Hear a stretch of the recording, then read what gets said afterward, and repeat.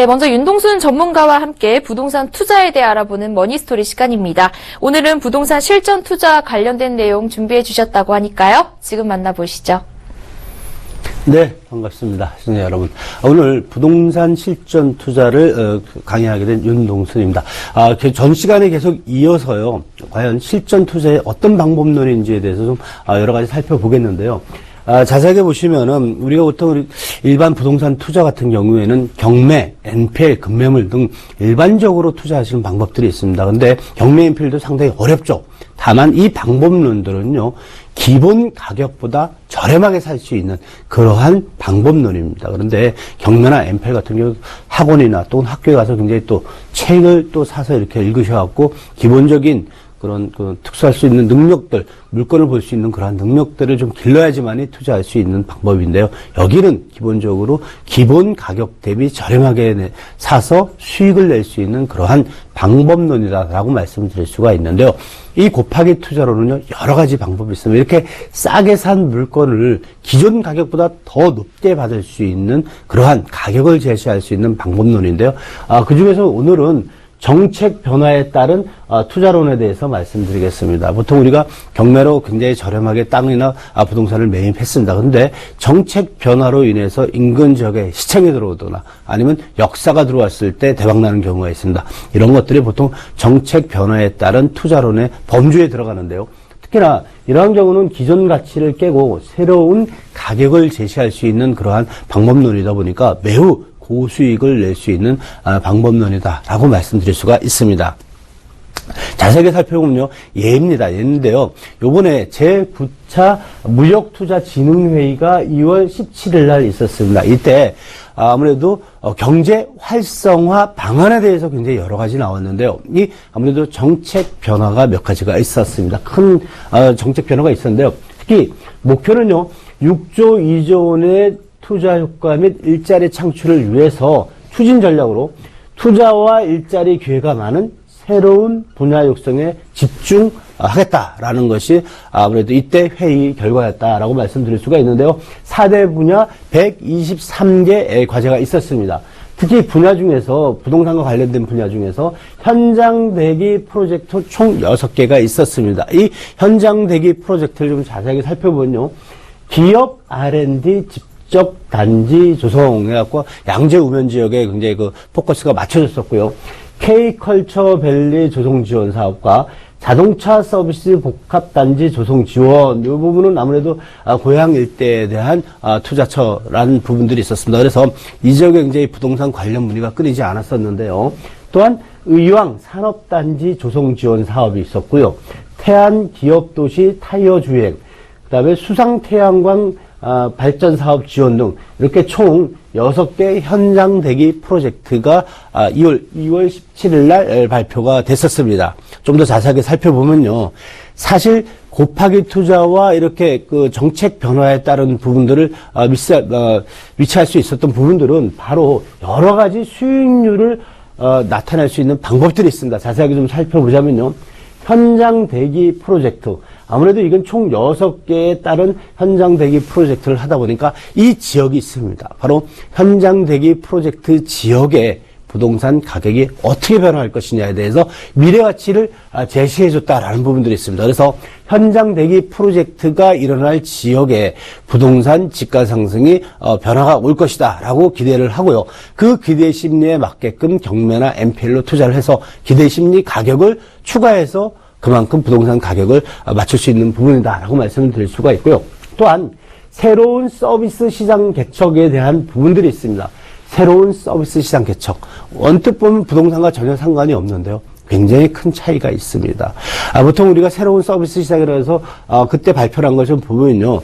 아무래도 자전거가 있습니다. 자전거가 원동기가 달린 자전거는요, 보통 우리가 자전거 도로에서 운행이 금지가 돼 있었는데 도로에서만 운행이 됐었습니다. 그런데 이러한 법을 좀 바꿔서 자전거 도로에서도 원동기 달린 흔히 말하는 전기 자전거가 달릴 수 있는 부분들이 있습니다. 마찬가지로요. 전기 자동차가 있습니다. 전기 자동차도 있고요. 자동 항법 등이 있습니다. 이러한 부분들은요. 기존에 기존의 서비스하고 좀 틀립니다. 새로운 서비스와 맞춰서 시장이 개척되다 보니까 여기에 시장에 맞는 과연 부동산의 어떤지에 대해서 궁금하게 생각을 하셔야 되고요.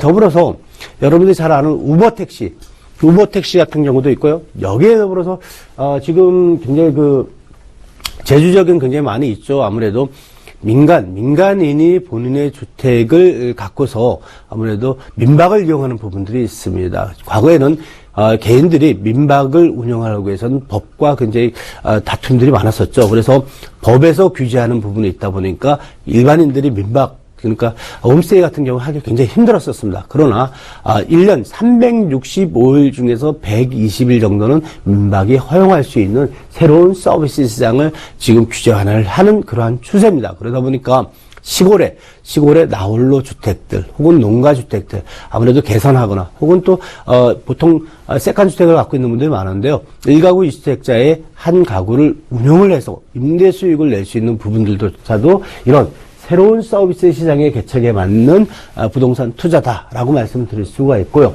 농림어업 경쟁력 제고. 이것도 딱 보시면은 그냥 농업과 관련됐지 부동산하고 무슨 관계가 있냐라고 말씀할 수가 있는데요. 보통 우리가 농업은요, 보통 1차 산업이라고 합니다. 그런데 융복합 시대가 지금 도래가 돼갖고요. 6차 산업이 있습니다. 6차 산업은요, 여러분들이 민박을 해갖고 일단 기본적으로 시골에 내려와서 숙박, 또한 식당, 그러니까 음식업을 또 할 수가 있고요. 여기에 더불어서 계속 거주하시면서 체험을 할 수가 있습니다. 그러다 보니까 체험까지 이루어지는 다양한 복합, 아무래도 농림업 플러스 복합 사업을 추진할 수 있는 경쟁력 제고다라고 말씀드릴 수가 있고요. 일례로 어항을 개발을 해서 음식점이나 식당을 지을 수 있는 부분들이 바로 경쟁력 제고다라고 말씀을 드릴 수가 있습니다. 자, 새만금 투자 여건이 있는데 이 지역은 굉장히 까다롭습니다. 새만금 투자 여건은요, 여러 가지가 있습니다. 새만금 투자 여건이 있는데 이 지역에 개발을 하겠다는 얘기입니다. 그래서 이 새만금 투자 지역에는 굉장히 여러 가지 규제 사항들이 많은데요. 규모화시키고요. 경쟁력 시키고 또한 기회화시킨다는 얘기입니다. 그래서 아무래도 농업이 굉장히 투자 여건을 개선해서 나중에 굉장히 투자 활성화, 즉 부동산 투자의 활성화를 시키겠다는 것이 정부의 기본 방침이다라고 말씀드릴 수가 있고요. 여기에 현장 대기 프로젝트 하위 6개에 대한 과제가 있었는데요.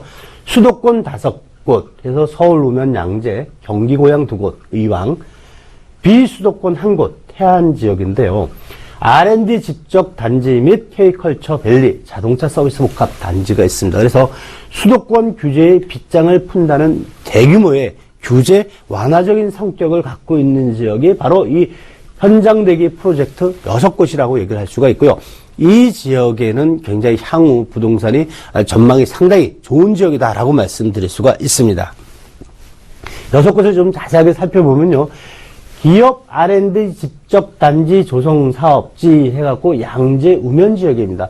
사실 양재 우면 지역에는요, 보통 자연녹지가 많은 지역입니다. 일반 주거 지역도 많은데요. 일반 주거 지역과 자연녹지가 많은 지역은 아무래도 건폐율과 용적률에 대한 부분들이 상당히 까다롭습니다. 보통 우리가 자연녹지 같은 경우에는 건폐율 20%밖에 안 나고요. 용적률은 80%밖에 안 나옵니다. 그런데 대규모 R&D 사업은 결국은 초고층 빌딩이 들어가야 되는데요. 이런 자연녹지 상황이다 보니까 이용 규제의 상황이 됩니다. 그러다 보니까 개발하기 상당히 어려웠고 또 투자하기 상당히 어려웠습니다. 그러나 정부에서는 R&D 집적단지라는 이름하에 건폐율 용적률에 대해서 대규모 규제를 완화해 주겠다는 얘기입니다. 결국은 이 지역의 부동산 가치가 그만큼 올라갈 수밖에 없다라고 말씀드릴 수가 있고요. 특히나 대기업 R&D 특화구역, 중소기업 R&D 육성구역 등 여가 교류구역 등 총 4개의 구역으로 나눠서 이 지역을 특화시켜서 개발하겠다는 얘기고요. 전체 부지는 100만 평 규모의 총 사업비는 3조 정도가 투자될 것으로 보여집니다. 총 6개 단지의 6조 중에서 반 이상이 양재 우면 지역에 집중될 것으로 보여지고요. 삼성전자 등 총 280개의 업체가 이 지역에 연구개발단지로 들어갈 것으로 보여져서 이 연구개발단지 플러스 인근 지역의 주거택지, 흔히 아파트 가격에도 굉장히 큰 영향이 미칠 것으로 보여지고 있고요. 또한 인근 판교 테크노밸리와 연계돼서 굉장히 접근성 또한 연계성까지 굉장히 시너지 효과를 발휘할 수 있는 그러한 부분이 될 것으로 보여집니다. 두 번째로는요. K컬처밸리 조성 사업인데 고양시에서 합니다. 여기 지금 CJ에서 지금 할 것으로 예상이 되는데요. 한류 문화 콘텐츠 집적 산업단지에서 투자 여료가 있었습니다. 그런데 이 지역에 그린벨트와 또한 국가가 갖고 있는 땅 공유 등이 있는데 아무래도 이런 부분들 규제를 좀 완화시켜 주면서 새로운 신산업의 성장 원동력을 좀 키우겠다라는 얘기를 하는데요. 공유지 활용 투자 유도와 1.4조 원의 투자 지원과 신규 관광 수요 창출인데요. 우리나라가 외국, 특히 이 중국과 관련돼서 산업 규모들이 굉장히 커지고 있는데요. 특히나 한류에 대한 열풍과 한류 산업에 대해서 굉장히 크게 떠오르고 있습니다. 이런 부분에 대해서 가장 크게 이 고양시 지역에 테마파크와 상업시설, 공연 호텔장을 지어서 중국 관광객 유치와 한류의 대중화에 좀 앞장선다라고 볼 수가 있는데요. 굉장히 큰 산업이라고 생각이 됩니다. 이러한 산업들이 인근 지역의 관광 물류와 더불어서 향후 부동산 가치에 큰 영향을 미칠 것으로 보여집니다. 또한요. 자동차 서비스 복합단지 조성이라고 하고 자동차 서비스 복합단지 공유지 활용 똑같습니다. 신규 관광 수요의 창출인데요. 이 지역 같은 경우에는 과거에 지금 우리가 굴뚝 산업이라고 얘기를 할 수 있죠. 자동차 산업이. 그런데 미래 산업도 바로 자동차 산업이라고 말씀드릴 수가 있습니다. 과거에는 자동차가 기계나 아니면은 운송에 관련된 사업이라고 했지만 미래에는 바로 전자산업과 연관될 수밖에 없습니다. 그래서 미래 산업의 핵심이 바로 자동차 서비스 산업인데요. 이 서비스 복합단지를 조성해서 인근 지역에 굉장히 산업 활성화를 시키겠다. 또한 경제 활성화를 시키겠다는 그러한 보관이고요. 또한 의왕산업단지 조성 사업이 있습니다. 의왕시인데요. 산업단지 지정으로 해서 2016년 10월 착공해서 산단준공은 2018년 정도 될 것으로 보여지는데 마찬가지입니다. 그린벨트 인근 지역에 산단을 조성해서 굉장히 투자 활성화를 시키겠다라는 부분이고요. 태안기업도시 내 타이어 주행시업센터가 있는데요. 시설 투자 부지를 확보를 해서 기업도시 개발에 대해서 실시계획 변경을 해서 조금 더 투자하는데 애로점을 해소하는 부분이 있다라고 말씀드릴 수가 있습니다. 굉장히 중요한 건데요. 수상 태양광 발전 사업에 대한 지원입니다. 이건 굉장히 중요한 사업인데요. 보통 우리가 농지 같은 경우는 농업용으로밖에 쓸 수가 없었는데요. 이 지역에 수상 태양광 발전 사업을 굉장히 지원하겠다는 얘기인데요. 여러분들이 잘 아는 유지들이 있습니다. 보통 우리가